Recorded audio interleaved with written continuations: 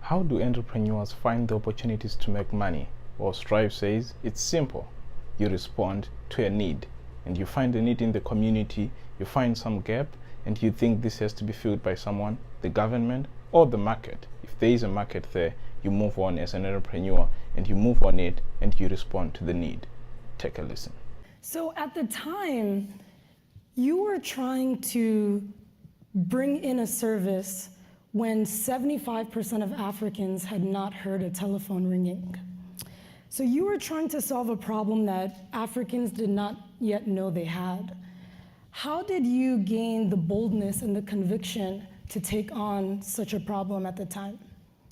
You know, when I worked as a telephone engineer, you know, can you imagine, we used to take out adverts. The government used to saying to people, you talk too much on the phone. The ads used to say, don't jabba jabba so much to the customers. So, I mean, to get when you worked for the telephone company in any African country, one of the great, you know, whenever you walk down the street, people would come up to you and say, you know, can you help me get a telephone line? It was a badge of honor, and a lot of my friends made money out of it. It was called corruption. You know, but it could take officially 14 years to get a telephone in most African countries. Our teledensity was 0.07%. So it was literally impossible for anyone to have a telephone line. And when we went to the Constitutional Court, we took this thing through the lower courts. And of course, to be honest, by the time we got the Constitutional Court, I was public enemy number one. I mean, it wasn't funny. I used to get arrested. But when we finally get to the Constitutional Court, we had to get evidence for our court to even consider. It's not very different from your own Supreme Court. And we were to face a 9-member bench. And the matter was no longer about the monopoly. We had taken it as a matter of freedom of expression. And so we said, look, 75% of the people of this country have never heard a telephone ringing. That was the headline of, and that captured headlines across the entire African continent. 75% of our people have never heard a telephone ringing.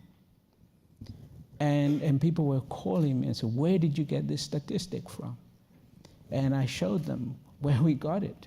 We had to gather this research, which is very important as an entrepreneur. You've got to get your data. So the court pulled down the monopoly. And for me, it was really, we were just trying to respond to a need.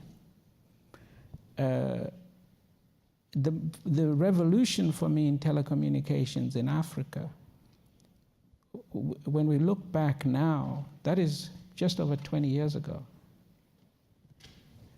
75% of the African people have a telephone now.